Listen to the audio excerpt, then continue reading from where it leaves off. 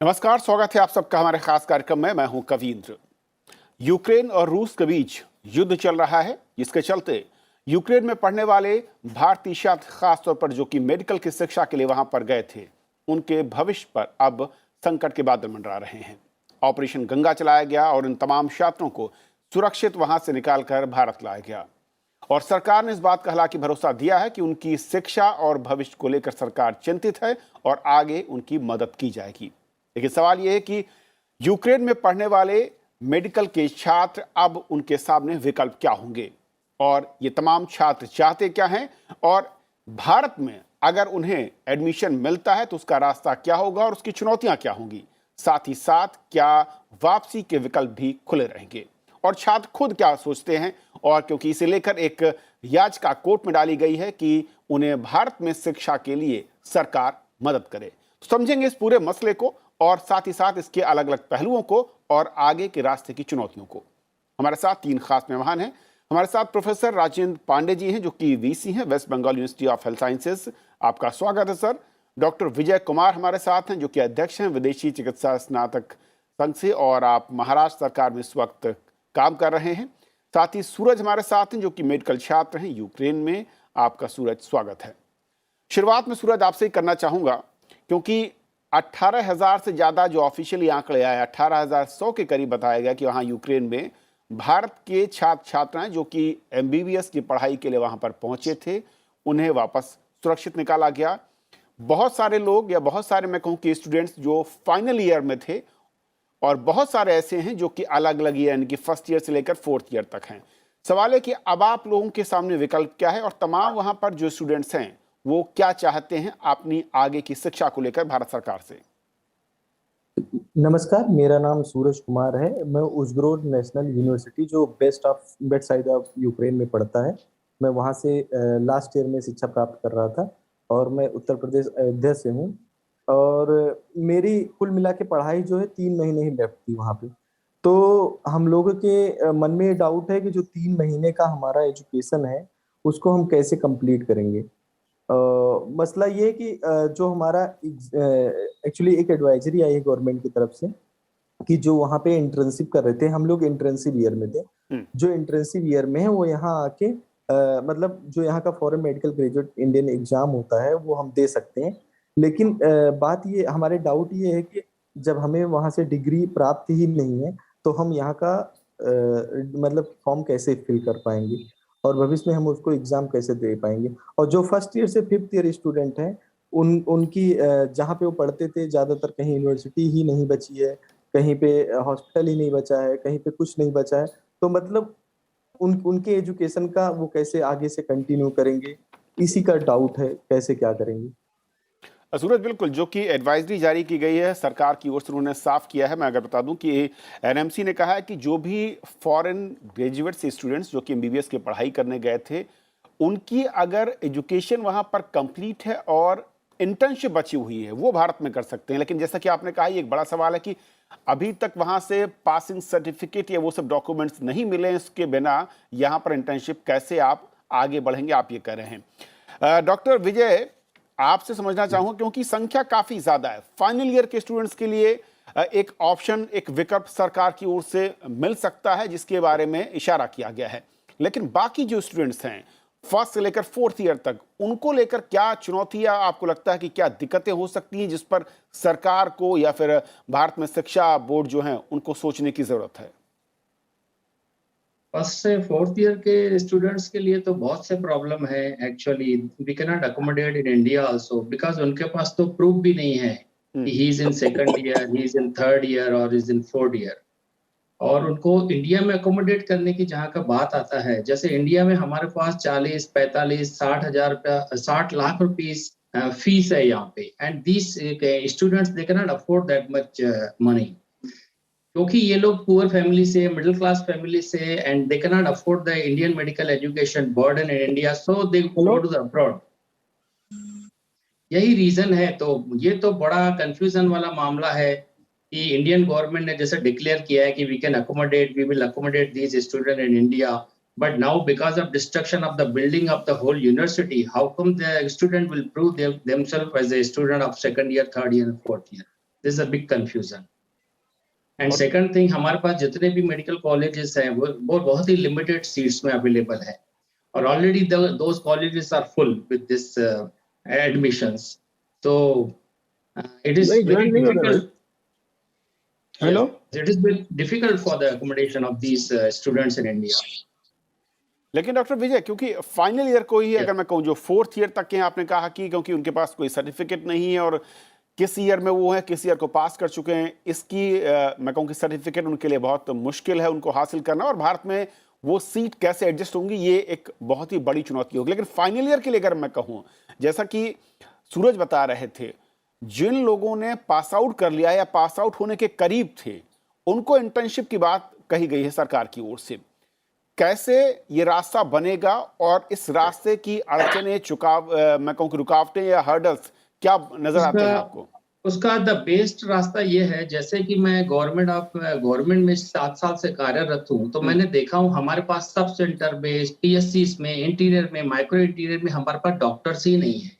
हमारी ऐसी स्थिति है भारत हेल्थ सिस्टम की कि हम बीएससी नर्सिंग की स्टूडेंट्स को बिठा के वहां पे प्रिस्क्रिप्शन लिखवाते हैं। तो why not to use these final year student internship वाले, इनको we can use in the पीएससीज, micro interior areas and sub centre में we can use and we can do the completion of this internship. This main advantage we can take from this war.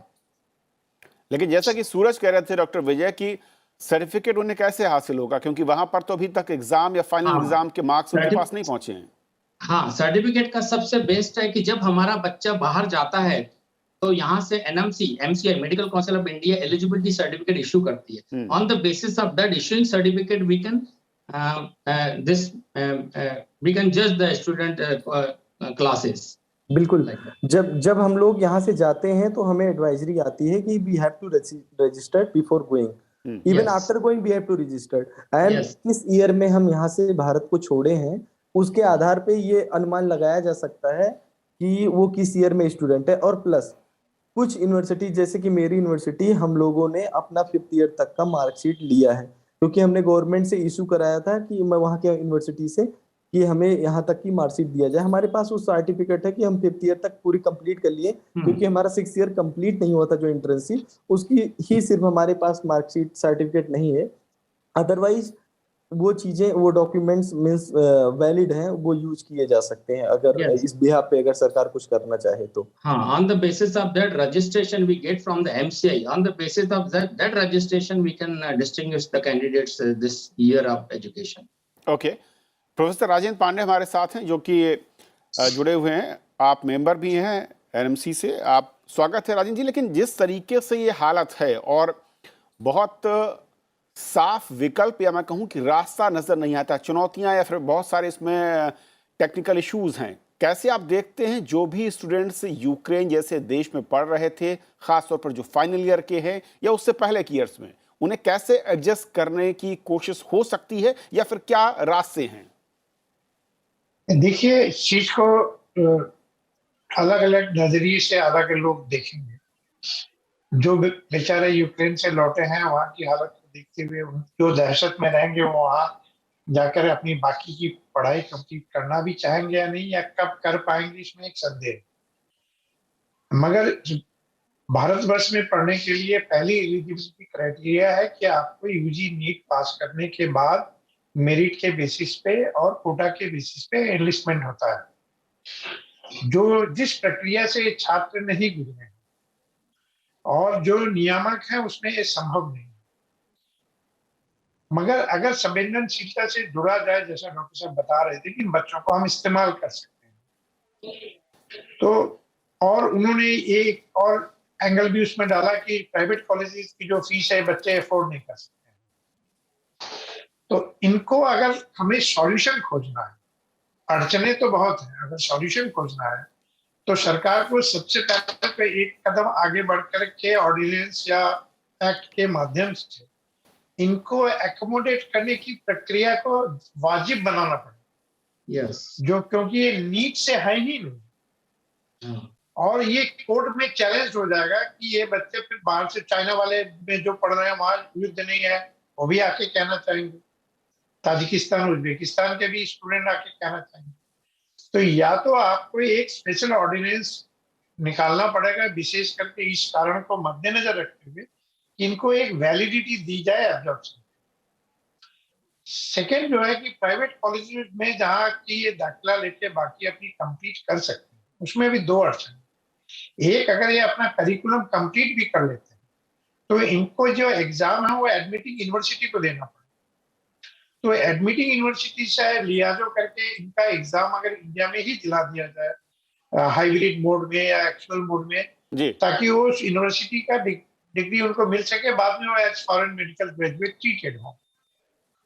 और तीसरी जो अड़चन है जिसको दूर करना है कि अगर इस करिकुलम के लिए इनको कुछ पे करना पड़े, अगर गवर्नमेंट उसको वेव नहीं कर पाती तो वह additional seats private medical college में एडिशनल सीट्स अलाउ करा जाए, और उस फीस स्ट्रक्चर पे जो कि ऑलरेडी पे कर रहे हैं, तब उनके ऊपर कोई आर्थिक बर्डन नहीं होगा कि अपनी वो चलती हुई सीटों पे इनको दाखिला नहीं दे रहे।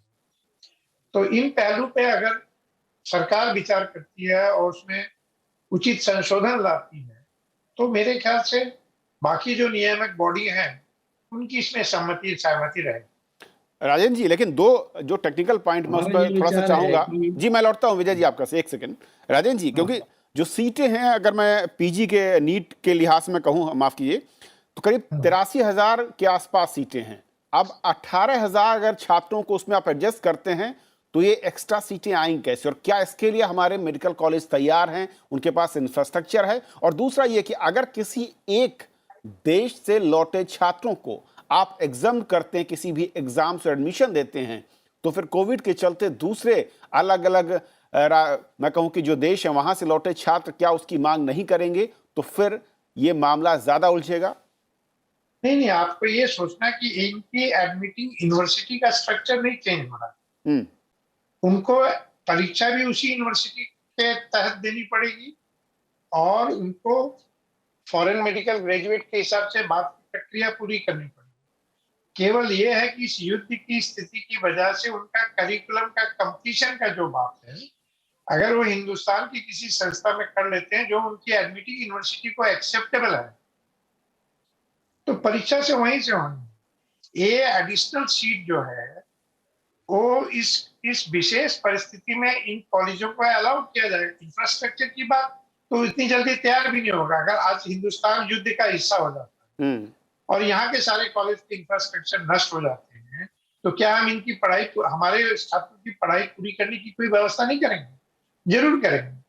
तो where there is a will there will definitely be a way, और उसमें बाकी नियमों को बिना तोड़े हुए, बिना किसी को नुकसान पहुंचाए हुए, एडमिशन का नीट की प्रक्रिया को बिना किसी तरह से धूमिल किए हुए, इनको फॉरेन मेडिकल स्टूडेंट के हिसाब से ही ट्रीटमेंट करते हुए कैसे इसको सुगम बनाया जाए वो सोच करते ओके। एडमिटेड स्टूडेंट के साथ इनका कोई कॉन्फ्लिक्ट तैयार हो, वो बात रखनी ही नहीं। ओके सूरज, आपने सुना प्रोफेसर राजेंद्र जी को, क्योंकि जो दो महत्वपूर्ण पॉइंट है, तो आप फाइनल ईयर के स्टूडेंट्स हैं उनके लिए एक अलग तरीका ये जो कहा जा रहा विकल्प है कि आप इंटर्नशिप यहाँ पर करें और उसके बाद जो फॉरेन ग्रेजुएट जो टेस्ट होता है उसको आप पास आउट करें, उसके बाद आप शामिल हो सकते हैं देश की सेवा करने के लिए। लेकिन क्या इसी बिना पर जो कोविड के चलते, क्योंकि इस याचिका के साथ जो कि डाली गई है मेडिकल छात्रों ने सुप्रीम कोर्ट में एक PIL जो डाली है, बहुत सारे जो कि कोविड के चलते छात्र अलग अलग देशों से लौटे थे, अब वो भी इसी रास्ते पर आगे बढ़ने को तैयार हैं। तो फिर कहीं ना कहीं अगर कुछ छात्रों को, कुछ स्टूडेंट्स को एडजस्ट करना है, वहां तक तो समझ में आती है बात की। अगर 100-200-400 नंबर्स हैं, यहाँ पर आपके यूक्रेन के करीब 18,000 से ज़्यादा नंबर्स हैं, और बाकी जो कोविड के चलते उनकी संख्या भी करीब करीब इसी के आसपास है जो अलग अलग देशों में प्रभावित हुए। तो क्या आपको लगता है कि रास्ता मुश्किल हो जाएगा, और आप लोग लौटने का जो विकल्प है वो कितना बचता है, उस पर कितना छात्र सहमत होते हैं? सर मैं 3 पॉइंट रखना चाहता हूँ। सबसे पहले मैं डॉक्टर जो राजेंद्र सर हैं, इन्होंने कहा कि जो भारत से बाहर जाते हैं स्टूडेंट, तो 2016 में एक अमेंडमेंट आया था कि जितने भी भारत से बाहर पढ़ने के लिए छात्र जाते हैं उन्हें नीट क्वालिफाइड कंपलसरी है। मतलब कि जितने भी स्टूडेंट बाहर इस समय जा रहे हैं, बिना नीट क्वालिफाइड कोई नहीं जा रहा है। उसमें ये हो सकता है कि वो कितना मार्क है उस पर डिबेट कर सकते हैं कि ज्यादा मार्क है कम, लेकिन सभी जो पढ़ने वाले हैं जो इस लाइन में वही जाते हैं। नंबर दूसरी, जो लौट के आने वाले छात्र हैं यूक्रेन से, इस और जो कोविड वाला, इनका दोनों का मैं उसमें कुछ नहीं जान, मैं उनके बारे में उतना कुछ नहीं जानता हूँ, लेकिन मैं अगर यूक्रेन से लौटे हुए छात्रों के बारे में जानूं तो यूक्रेन के अलावा भी जितने भी कंट्रीज हैं जो एमबीबीएस कराती हैं, गवर्नमेंट ये अलाउ कर दे कि वो किसी भी कंट्री में ट्रांसफर ले सकते हैं, लेकिन ट्रांसफर क्योंकि उन कंट्रियों में भी एमबीबीएस होता है, तो इंटरनेशनल ट्रांसफर का भी जो प्रावधान है वो क्लियर हो कि अगर वो इंटरनेशनल ट्रांसफर लेते हैं तो उन्हें कोई प्रॉब्लम ना हो। तो कुछ छात्र ऐसे भी होंगे जो शिफ्ट हो जाएंगे किर्गिस्तान, कजाकिस्तान, जॉर्जिया या अदर कंट्री में, जहां पे और भी स्टूडेंट एमबीबीएस करने के लिए जाते हैं। और सेकेंडरी जो लास्ट ईयर के स्टूडेंट हैं उनके लिए कुछ वाजिब कदम उठा दें, जिससे इनका 2 से 3 महीने जो बचा हुआ है इससे वेस्ट ना हो, क्योंकि हमारा 2 से 3 महीने जो बचा भी हुआ था इसमें इंटर्नशिप था और एक फाइनल ईयर का एग्जाम था। तो फाइनल ईयर एग्जाम अगर यूक्रेन गवर्नमेंट करवाने के लिए सोचे भी तो कैसे करवाएगी? ऑनलाइन कराएगी। अगर ऑनलाइन कराएगी तो हमें किस बिहाफ पे डिग्री देगी? क्योंकि कई जगह यूनिवर्सिटी भी बर्बाद हो गए हैं, कई जगह पूरे इंफ्रास्ट्रक्चर भी, और जहाँ पे जो कीव शहर है, जो कीव शहर ही सबसे ज्यादा टारगेटेड है, तो मुझे नहीं लगता कि वो इस टाइम पर वो हमारे लिए कुछ कर पाएंगे। उसके पहले अगर गवर्नमेंट हमारे बारे में कुछ सोचती है तो हमारा 1 साल बच जाएगा। ओके डॉक्टर और हम विजय, एग्जाम के जो लिए एलिजिबल हो जाएंगे। डॉक्टर विजय, जो सूरज ने कहा कि उन देशों में अगर हम शिफ्ट करवा पाएं जो कि उस यूनिवर्सिटी या फिर यूक्रेन के साथ टाई अप है, वो एक बेहतर विकल्प हो सकता है, क्योंकि अगर हम भारत में एडमिशन की बात करते हैं तो बहुत सारे टेक्निकल इश्यूज हमें इस वक्त सामने दिखते हैं। यस, वो एक पॉसिबिलिटी है कि we can migrate to this student to the neighbouring countries where we are having the good relation. But जैसा कि आपने पहले कहे थे कि हमने एक याचिका दायर किए थे गवर्नमेंट ऑफ इंडिया के अगेंस्ट में, इसमें कोरोना के तहत। अभी कोरोना के तहत में क्या हुआ था कि ऑल ओवर इंडिया में जितनी भी यूनिवर्सिटीज, कॉलेज थी, सबको प्रमोटेड किया गया था, सबको पास आउट किया गया था, और सिर्फ ऑल ओवर इंडिया में कोरोना में हम ही एग्जाम दे रहे थे और हमारे को ही पास नहीं किया गया था। उसके लिए हमने याचिका डाले थे कि जब पूरे सबको पास कर दिया गया, घर बैठे बैठे, इवन एमबीबीएस को भी पास कर दिया गया, इंडियन स्टूडेंट्स को, देन व्हाई नॉट अस? हमको नहीं पास किया गया था, हमको बोले नहीं आपको एग्जाम देना ही पड़ेगा। दूसरी बात, अगर हम इनको नेबरिंग कंट्रीज में माइग्रेट करते हैं तो वही होगा, हमारे पास जो सोर्सेस है, हमारे पास ये इनपुट्स है, we cannot utilize these students. Again, neighboring country will utilize this our manpower. अब हमारा ब्रेन, हमारा man power this country will utilise. हमारे पास अभी कोविड है, सिचुएशन है, हमारे पास स्कैरसिटी है, doctors are not there, man power is not there, why not to? हमारे पास एक गोल्डन चांस है, अभी वार के इसमें हमको गोल्डन चांस है, त्रासदी में हमको ये देखना है opportunity. We can use this students here also. So yeah Rajendra जी, अब सवाल ये कि या तो जैसे कि कहा डॉक्टर विजय ने कि आप शिफ्ट करते हैं तो वहां पर चैलेंज क्या है, लेकिन अगर यहाँ पर एडजस्ट करने की बात करते हैं तो जो नीट में असफल छात्र हैं, करीब 8 लाख से ज़्यादा, जो मेरा मोटा मोटा आंकड़ा है हर साल जिस आते हैं, क्योंकि उनके सामने भी बराबरी का जो अधिकार एक कानून, मैं कहूँ कि संवैधानिक है, वो उसके तहत वो भी कोर्ट पहुंचेंगे, वो भी सरकार से गुहार लगाएंगे कि इन छात्रों। उसमें गुहार लगाने का कोई सवाल ही नहीं है, उनको तो एडमिशन मिल चुका है ना यहाँ पे इंडिया में। दे आर परस्यूइंग नहीं, जो छात्र फेल हो गए, नीट पास नहीं कर पाए और जिन्हें एडमिशन नहीं मिला, जो क्वालिफाइड नहीं है, तो वो तो हम भी तो क्वालिफाई किए तभी तो एडमिशन मिला हमको फॉरेन कंट्रीज में। ऐसा तो नहीं है कि हमने क्वालिफाई नहीं किया और हमको एडमिशन मिल गया। We are also qualified. जो नीट क्वालिफाइड है वही सिर्फ जा सकते हैं। हम भी क्वालिफाइड है, सूरज भी क्वालिफाइड है, मैं भी क्वालिफाइड हूँ, सब क्वालिफाइड है, तो ही तो गए हैं। और जो क्वालिफाइड नहीं है वो तो नेचुरली ना इंडिया में लायक है ना बाहर भी लायक है। This is very big myth कि जो फॉरेन जाते हैं स्टूडेंट वो नीट नहीं क्वालिफाइड होते हैं, ये मिथ है। बल्कि गवर्नमेंट बिना नीट क्वालिफाइड किए उनको भेजे नहीं है, उनका बिल्कुल सूरज, ये हकीकत है, ये हकीकत है जो आप कह रहे हैं। और जब यूक्रेन वॉर शुरू हुआ तब सोशल मीडिया पर और मीडिया में बहुत सारे ऐसे लोग थे जिनको इसके बारे में नॉलेज नहीं थी और उन्होंने बहुत ही गलत बयान दिए। Wrong information. बिल्कुल। We are also qualified people. We have also cleared the NEET. We have qualified the NEET. On the basis of that qualification, we have got the admission in the foreign countries. Why? Because in India, the cost of this MBBS course is very high. It goes to 1 to 1.5 CR. और एक middle class family के possible नहीं है 1.5 से 2 करोड़ रुपए खर्च करना, इसलिए हमको बाहर जाना पड़ता है। प्रोफेसर राजेंद्र जी क्वालिफाई करके ही जाते हैं। अब सवाल यह कि जो आर्थिक पहलू है, क्योंकि जहां तक मेरी समझ है कि जो भी स्टूडेंट्स बाहर विदेश में एमबीबीएस करने या फिर पीजी करने के लिए जाते हैं, दो ही रीजन है। या तो आर्थिक तौर पर जो भारत में शिक्षा है मेडिकल की वो बहुत ज्यादा महंगी है प्राइवेट कॉलेजों में, सरकारी सीटें इतनी कम है कि वहां पर सबको एडमिशन मिलना नामुमकिन है। अब उस फी डिफरेंस को जो कि यूक्रेन जैसे देशों में लोग पढ़ रहे थे, जो गरीब या मैं कहूं कि मिडिल क्लास फैमिली के बच्चे थे, उनको कैसे एडजस्ट करेंगे अगर फी स्ट्रक्चर के साथ हम उनको एडजस्ट करना चाहें तो, क्योंकि वो एक बड़ी चुनौती है। सर हमारे पास सबसे बेस्ट अपॉर्चुनिटी है गवर्नमेंट मेडिकल कॉलेजेस में। हम गवर्नमेंट मेडिकल कॉलेजेस में अकोमोडेट कर सकते हैं 18,000 स्टूडेंट्स को ऑल ओवर इंडिया में। There is no problem as such. मैं गवर्नमेंट सेटअप में काम करता हूं। I know how much we are in need of these people, how much we are need of this MBBS doctors in government setup. Indian students, I'm telling you the fact, the Indian student MBBS, Indian MBBS, they are not ready to go to the serve in the micro interior area. These people are ready to serve in the micro interior area, but government is not accommodating. Rajendra So this ji, is a golden chance. क्योंकि आप सदस्य भी हैं, तो मैं चाहूंगा कि क्या इस वक्त चर्चाएं और किस तरीके के विकल्प आप लोग दे रहे हैं बैठकों में, और सरकार के पास अगर रास्तों की बात करें तो क्या रास्ता जो बेहतर रास्ता है, क्योंकि इन बच्चों का भविष्य भी जुड़ा हुआ है। यस, बेहतर रास्ता गवर्नमेंट है, गवर्नमेंट मेडिकल कॉलेजेस है, गवर्नमेंट सेटअप है, गवर्नमेंट में ट्रेमेंडस नीड है। डॉक्टर विजय, मैं राजेंद्र जी से जानना चाह रहा था, क्योंकि राजेंद्र जी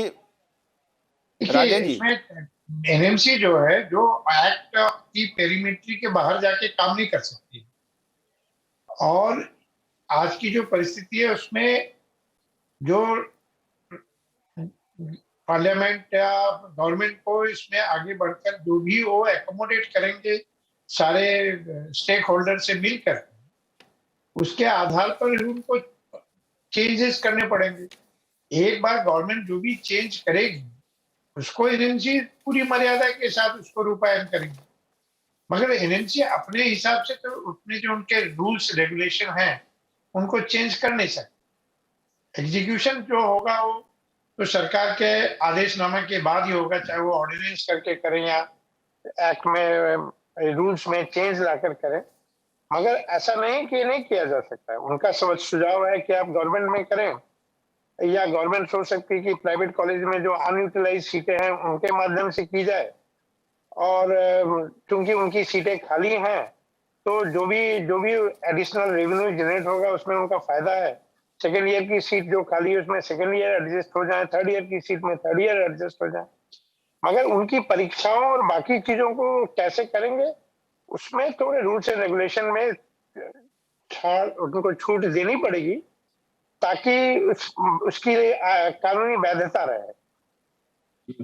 नहीं किया जा सकता ऐसी बात, किया तो जा ही सकता है, मगर उसको सही तरीके से लागू करना। Okay, it's very possible. चलिए, आप तीनों मेहमानों का बहुत बहुत शुक्रिया, और उम्मीद करते हैं कि जो 18,000 से ज्यादा हमारे स्टूडेंट्स जो मेडिकल की पढ़ाई करने के लिए यूक्रेन गए थे, जिन्हें भारत सरकार ने सुरक्षित वापस अपने देश में पहुंचाया है, उनके भविष्य की शिक्षा को लेकर भी इस तरीके से कदम उठाएगी ताकि उनकी उम्मीदें और सपने बरकरार रहें, वो टूटे नहीं। बहुत बहुत शुक्रिया आप तीनों का। आज फिलहाल इतना ही। नमस्कार।